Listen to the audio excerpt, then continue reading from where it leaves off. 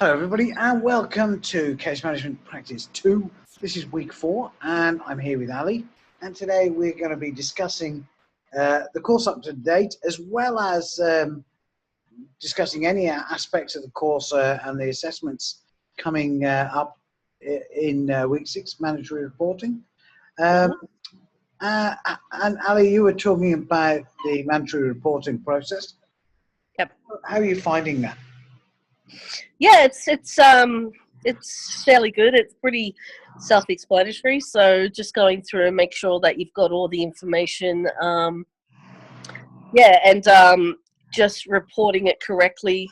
But yeah, so I don't seem to have any issues with it. Just knowing the process and making sure that all the information that you've got is correct and factual. It's not. There's something that doesn't kind of gel with. There's a problem with the mandatory reporting guide in the questions that it asks you.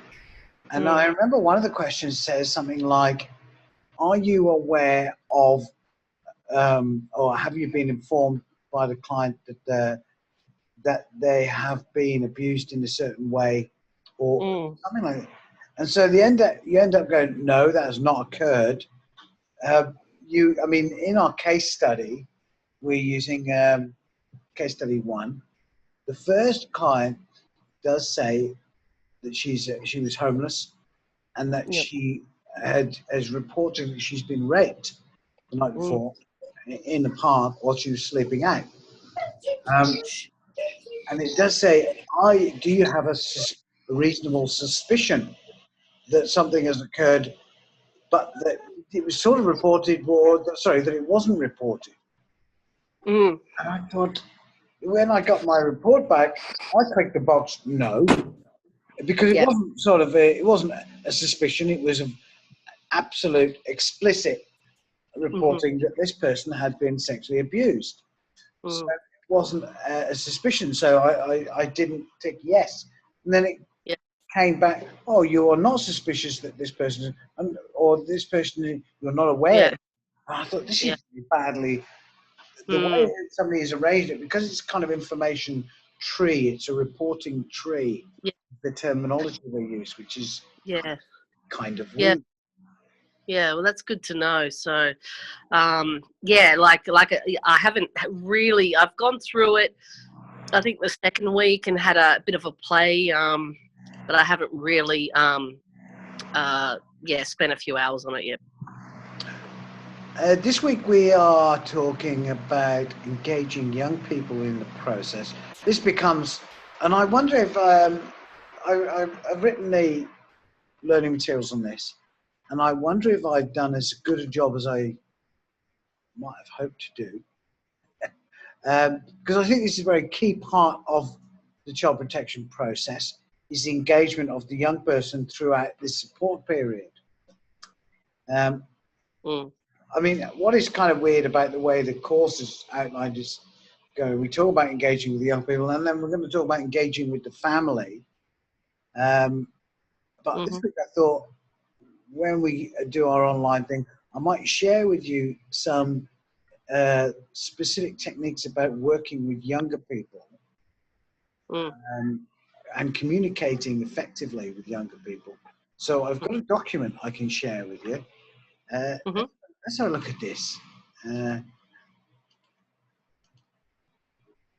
So can we see that? Yep. Communicating effectively with young people and with children and young people. So we are talking about especially for people who aren't, obviously, Ali, I think we heard you've got children, haven't you? Yes, yeah. I thought I was going to have one of those moments where the guy was talking about, what was it, South Korea, and his little one comes in. So I thought I was going to have one of those moments, but no, it's all right. Well, there's some of the people on our course don't have a lot of experience working with children, and they're, as a group, as a unique set of individuals, we have a requirement to engage with younger people and keep them engaged in the program, to keep them communicating with us.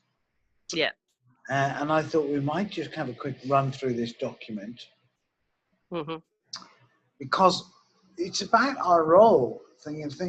Consider what we do in CPS is we kind of have a strange role which children might not really understand because we're not a parent and we're not a teacher and we're not a friend, and we take a role of authority, which is an important role that the person understands has decision-making capacities for their life. Mm-hmm.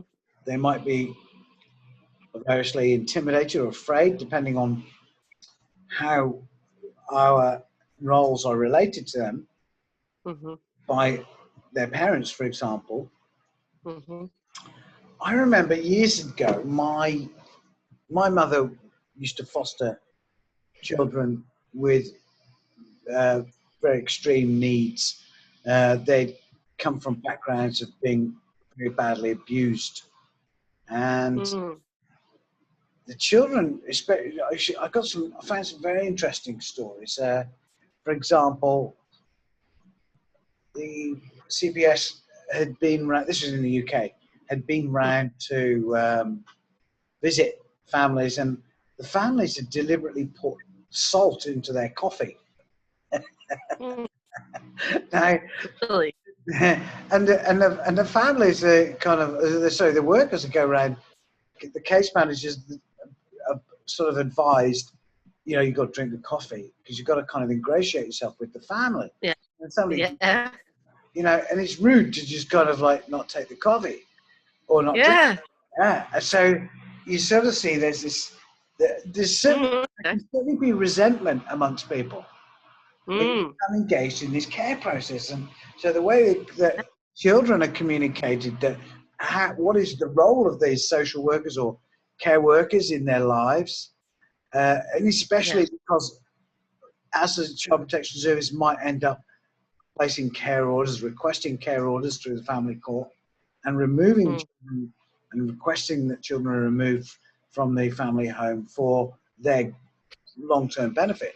Children don't Mm. necessarily understand this, and if they don't know, they're not necessarily perceiving that there might be a better way to live if they're Yep.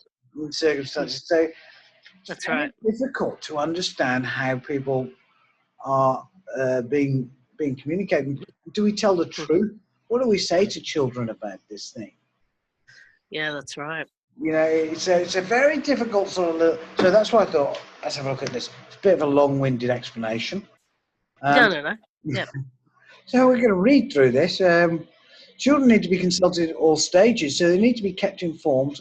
Be very clear about what your role is, and saying what it is sometimes Mm. not clear. But you say, you know, I'm here to help work with your family. And in the old days, this idea of Yeah.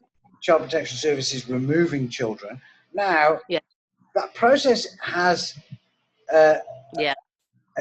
as, you're not the person you might be making a request through a family court. The family court are the decision makers. Yeah. Families have rights and of reply and things. So but you still might be in a kind of adversarial position with the Mm. family. And that's sometimes difficult to explain to children. Look at how long I've spent trying to say this thing, you know, that Yeah. and by now the child has died of boredom when they're trying to, and as long as not understanding a word of what's this guy doing? Don't even say. Who is he? Who is this guy? Let's go put salt in his coffee. Yeah, that's it. I'm pissing in the coffee. Oh, that's it. No. Right, so looked after children and young people do not readily talk about their worries. So they might. How might we go about engaging young people? Ali, have you got any suggestions? How might you prepare young people? Oh, I think just get on their level and like you said, try and keep it honest, but as excuse me, less wordy and just not ignore them. So I think just invite them in the conversation as much as possible, and just be open and honest, because kids are going to see straight through you with anything, aren't they? So they're just going to see whether, you know, if you're not telling the truth, and they're just going to disengage and not come to the party. So as limited experience I have, I mean, I have a 2-year-old, but I think the best way how I deal with him is, every time is different. So I think just open, honest, and keep the language simple, and maybe ask some questions, or I don't know. Okay, that seems like a fairly appropriate thing to do. And, you know, we can get as wordy as I like about it, but I think you've hit the key elements there, that we're open and honest, we're clear, we try and talk to children on their own level, we try not to overcomplicate the language. We need to be honest as well, and the honesty is an important thing. And we need to actually be engaging with children. This is that they are, especially in the way that we currently deal with this, they used to be very much, almost, they're considered the whole point of the idea of a support care process, but then they're not real. They're almost a strap-on to do, where we're kind of trying to deal with the family. There's the way that support has been provided, I suppose, saying that, has changed over the years. And so originally the children were the focus, then the family were the focus. Now the family and the children together are seen as the focus. So it's a bit weird that when we have this week's learning, it says, oh, you know, let's think about focusing on the children. Next week, we're going to say, let's think about engaging with the family. You kind of go, really? I thought we were engaging with the kids. No, we're engaging with everybody in this idea of the intervention and prevention. Yeah. And everyone needs to be on board. And so in that light, at what age do we ask children for their opinions about, do you want to live with mummy or do you want to live with daddy? For example. Also, when you ask them big questions like that, at what age is the best age to do that, or the most appropriate? Because they can't vote, they can't buy cigarettes. Yeah, isn't it? I mean, I don't know legally, but isn't it around 12, maybe 12 to 14? I don't know. Good answer. Yeah, not correct. Good stab there. Actually, the opinions of children are involved at any age that they're able to make a decision. But that doesn't mean they're counted within the raft of factors around. We consider risk as well, and we balance everything up with. But certainly, if the child is expressing a specific interest, we want to try and bring that in as far as possible. It is balanced against risk, and that is really otherwise you just go, well, the child wants to live with the mum. I can't see why we don't let that happen. You know. So if the child is 6 or so and wants to live with mummy, that's fine. Or 2. Or 2, yeah. Okay. Any age that the child expresses a preference is what is considered appropriate. There's no legal age before you say, well, you're not old enough to make a decision. Yeah. Any preference that is made, we want to pay attention to that. Yeah. That's balanced, in a balanced decision-making process. So we want to what? Yeah. Well, there's no point sending him or her to daddy if the child won't flourish and has no inclination of living with daddy. You know. Well, if we're looking at a situation where we have different parents, and so let's say the mother in your case is a substance user, and is not correctly engaging with the family, and the young people are neglected, and the father is separated, but is also busy at work or has his own business or something. Who's the best parent for the child? Because they're both going to be providing a neglectful environment. Maybe we look at resourcing the mother, helping the mother to address her support needs, monitoring the situation, making sure that the child is yeah, all the correctly supported and loved and nurtured, and yeah. let the child make a decision either way. Mm. Either way, and we so if dad's not around, we go, you need to be around. If mum's, not managing her situation and is using substances,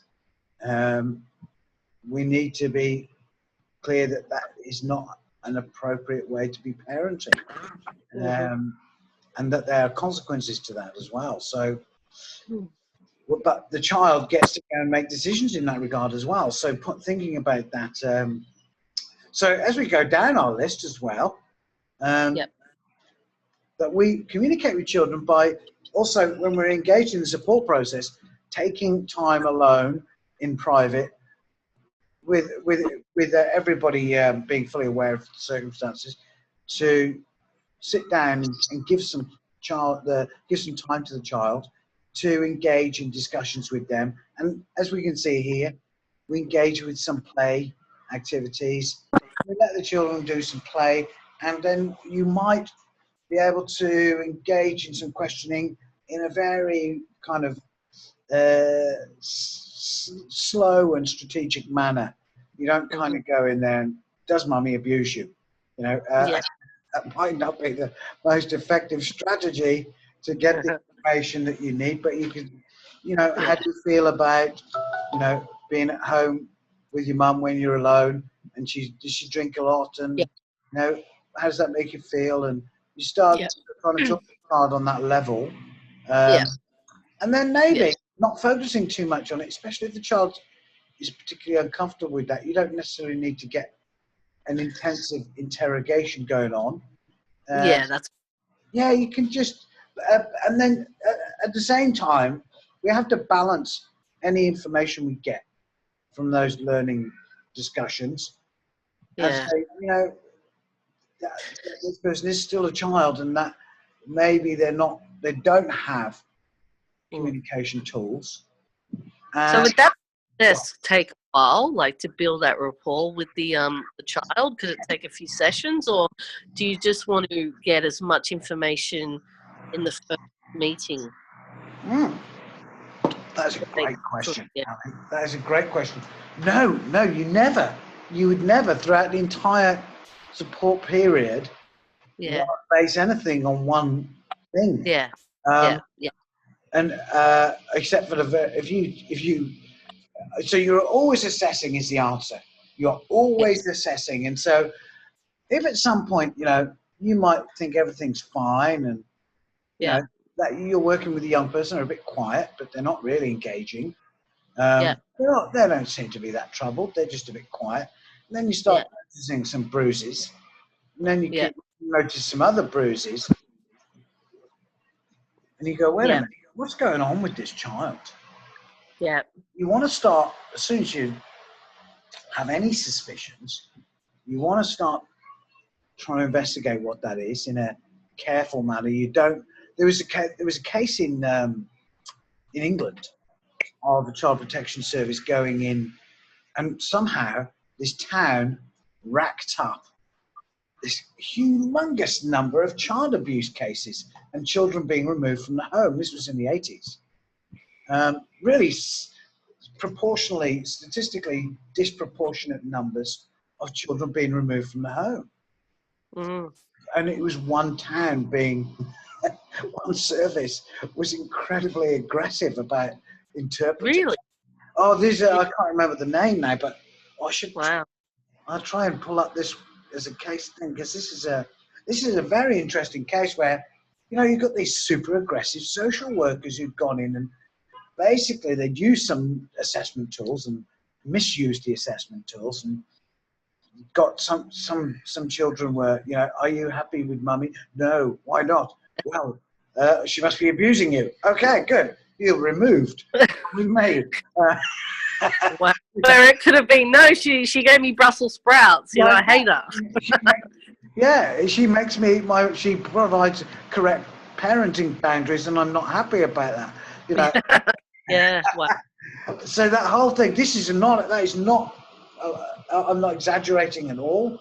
Yeah. Wow. I know it was in the north of England. I think it might be Grantham, but Grantham in Leeds. It was somewhere around there, Sheffield or Leeds. It was, and it was a massive story. And these kids spent years going through, foster care, and the parents were labelled as abusive parents. It was a nightmare because That's horrible. the correct assessment tools and interpreting criteria were not applied. You have to be very gentle about this whole thing. And because the last thing you want to do is remove the child from the family. That's the last thing you want to do, isn't it? It is the very last thing, but it was almost like an agenda they had. I mean, they were up like 3,000% higher than everyone else around them. Almost every. You'd be lucky to stay at home after getting engaged with that service. Gee. I laugh about it now, but it was. I mean, talk about the stolen generation. It was a horrendous nightmare, and years of abuse were perpetrated by aggressive social workers. And it's this whole thing is a highly sensitive issue. You've got to be very kid gloves on this whole thing. It's and you've got to take lead from experienced workers. You can't just jump in boots and all and go, I've got the tool, I'm using the tool says that, the paper says that, therefore that must be what's going on here. No common sense. Yeah. No common sense, but and so your question around when do we apply and listen to the children, you always take into consideration the communication that you have with kids. You make time to be with them. There's more. We've got more to go through here.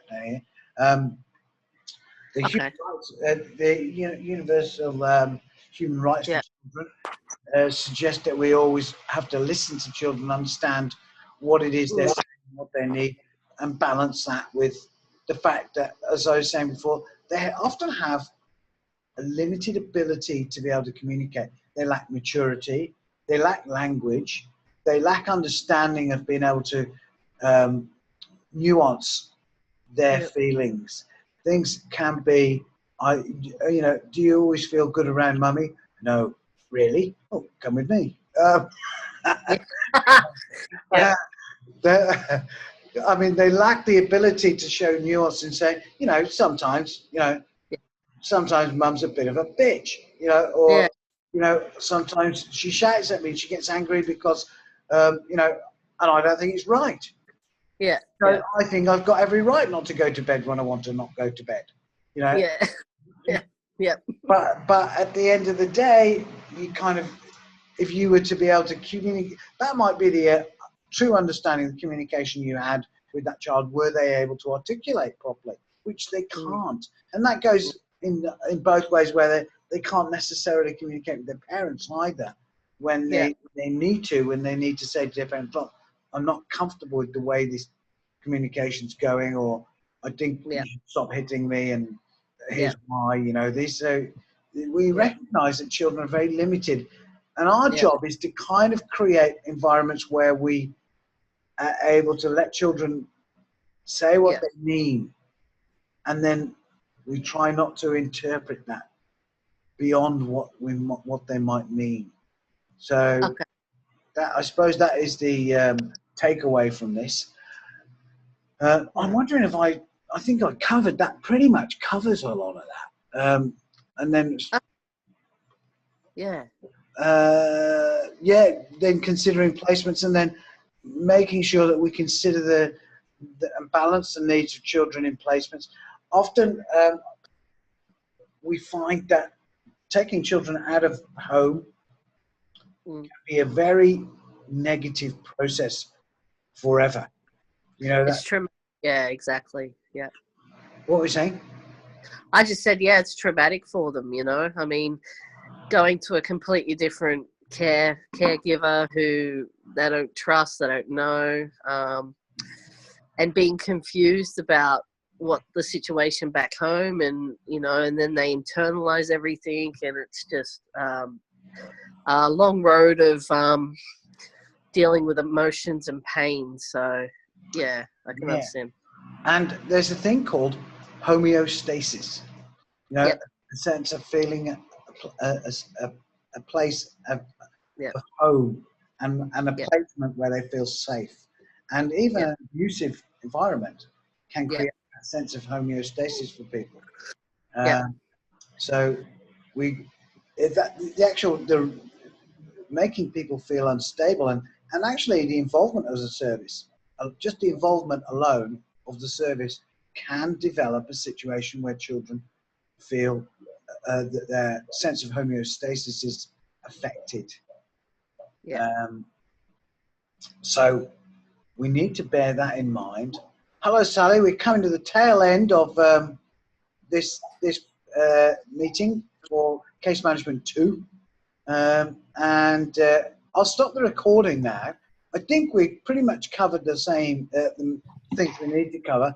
So Yep. I look forward to seeing people on Sunday where we can pick up on this and we'll talk about the activities at the end of week 4's learning. It's a very interesting one, Ali, about sexualized behaviors of young children and how do we address that, which is a really difficult thing to do. You know, if you've got a 6-year-old who's been abused and they become sexualized in their behaviors, how do you manage that? What if they're in a school and they're trying to exhibit sexualized behaviors in the schoolyard, but they're 6? And how do you communicate that with people around, you know, without negatively affecting the child themselves and the other people around them? And they're not, you know, isolating and things like that. So have a look at that. It's an activity at the end of fall. Great. And we'll be back on Sunday to talk about that. But let me stop the recording there. Oh, stop the share. See everyone on Sunday.